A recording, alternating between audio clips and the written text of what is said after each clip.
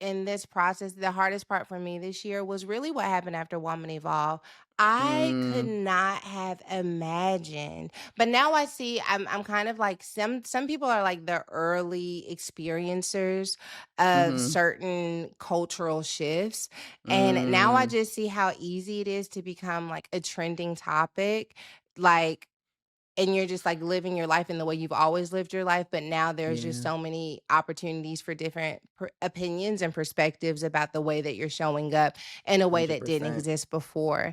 And so I think that that probably invited me more than anything to reclaim my identity. You want to talk about the Mhm, conversation from last week where we talked about separating our outcomes and just having an offering. It really purified my offering mm, in a way that I feel like I am still navigating and like taking hold of my sacred identity outside of mm, the outcomes that exist for other people, good or bad. And that mm, reclamation process has probably been some of the hardest work that I've done this year. But I think it's also because ministry started for me from such a random place that I think for a long time, like I could not believe that God was using me. Like literally couldn't mm, believe it.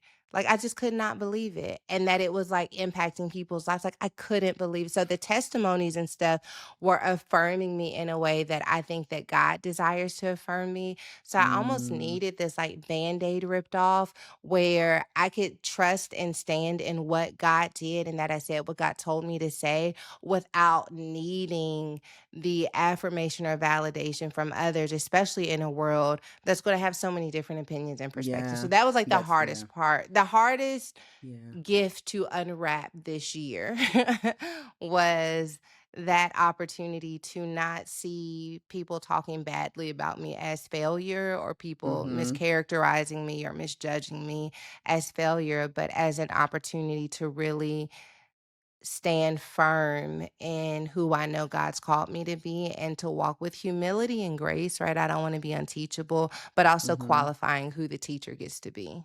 Oof, oof, that's good, We that's got to good. qualify. Some of these teachers that are trying to teach you lessons, they're not certified in you.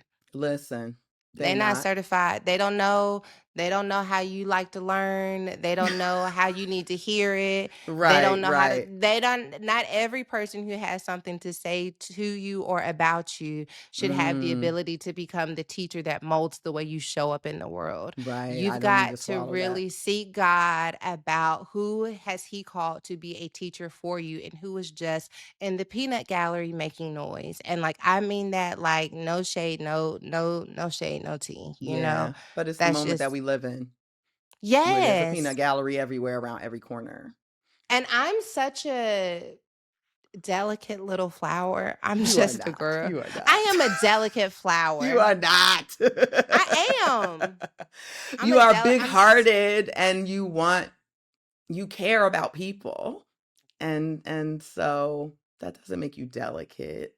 so delicate. I be ready to Mm. not do but anyways, this isn't about me. I This feel is you about though. you. I feel you though. I feel you on that sense of delicacy though. I've definitely felt like paper mache this year. Oh my I gosh, have I'm felt that so fragile. I am soft. paper Why? mache level. Toss a pebble and it's going to pop something. Like I have been so fragile this Oh, year. I have experienced fragility in a way that on a sustained basis that I've never experienced in my life like this. Not like this. Not like this. Because I was forced stepping into the pastor role. One, the shock of it. So for people who don't know how it happened, maybe we should say oh how yes. it Oh right. happened. Let's rewind. Let me tell you how it happened, and you can You tell me interject how it happened. Go because ahead. this is my story to tell. This is my story to tell. The fires happened in Los Angeles, Mhm. created so much devastation, and Yeah. there was really I think the Sunday.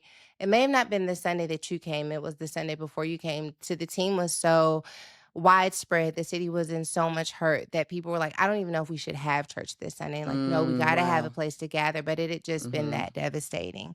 And so my husband's just randomly walking around the house and he's like, I think I'm going to ask Dr. Anita to speak on Sunday because the city was Mm-hmm. still hurting. He had been there, but he really wanted to be careful, just loving the city through this difficult time. I'm like, I think that'd be Right. brilliant. She's going to make sure that people feel safe, feel seen. She's going to create a sense of anchoring and grounding. And I think that'll be beautiful. So we're in Dallas. My friend's getting ready to preach in LA. We've left service.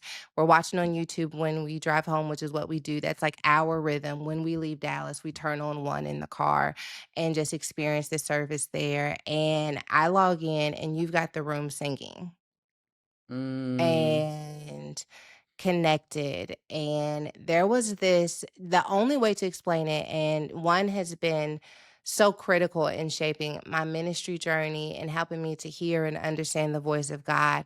The only thing I can say is it just felt like one. It felt Mm. like one has always been this space. There was literally a Yelp review or a Google review that's like, one is the kind of church for people who don't like going to church. And it felt like the So kind good. of service where even in the midst of this devastation, even in the midst of this chaos, that there was an opportunity for harmony, for beauty, for anointed healing, if we could just get together. And it was so powerful that PT texted me. He's like, "Are you watching this?" I'm like, "Yeah, I'm watching. It's crazy. It's beautiful." It just felt like it tapped into the core of what one is. And you get to tell the story from here. So yeah, so people will probably be surprised because of our relationship. That was my first time ever speaking at one. Yeah. And after Hmm. living in California for almost 2 years, I hadn't even been up there on a Sunday because usually I'm traveling and speaking on the weekends, and so it was my first Sunday morning at one in 5 years, and it was my first time ever speaking there. And when I walked in, I just had this rush in my spirit like, "Man, why haven't I been here every week?" Like, I just felt like this is where I should be when I'm home. I'm gonna start coming more, I was just like, "Man, this room." And during the first service, I was just looking at the people and I was just like, man, I just love these people. It was this overwhelming like love and joy. And I was like, yeah, I definitely got to come here more. I should have been coming. And then preach the first service, come back for the second service. I'm in worship. I'm looking around. I close my eyes. I'm just having my worship moment. And then I open my eyes and I hear that part of me, the prophetic, that speaks words to other people say, "Oh my God, I'm the pastor of this church."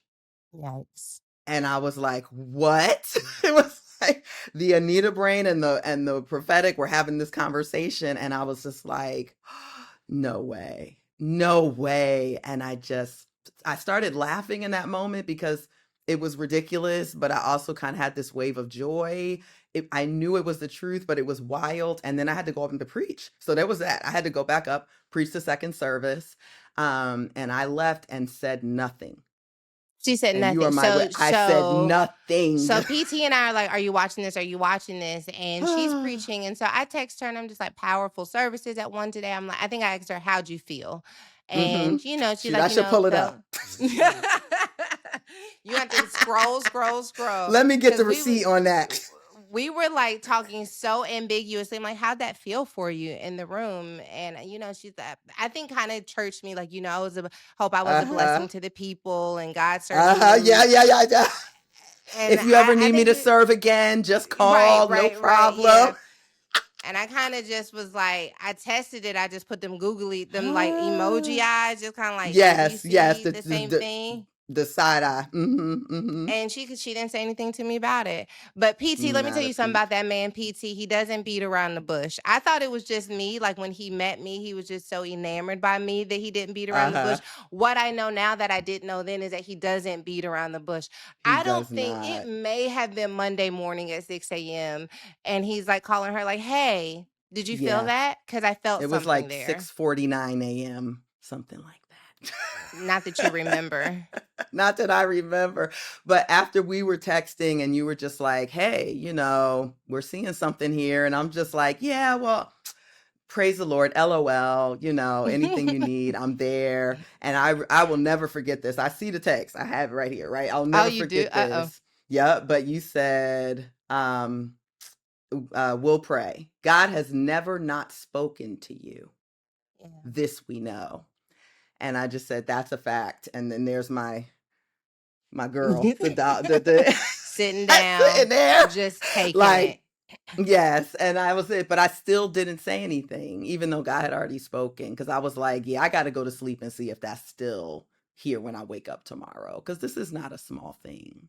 No, And it's so, huge. yeah, this is huge. Went to sleep. I didn't say anything about it to anyone, not any of my other friends. I just went to sleep. Woke up the next morning at 5:30 a.m., which I don't do.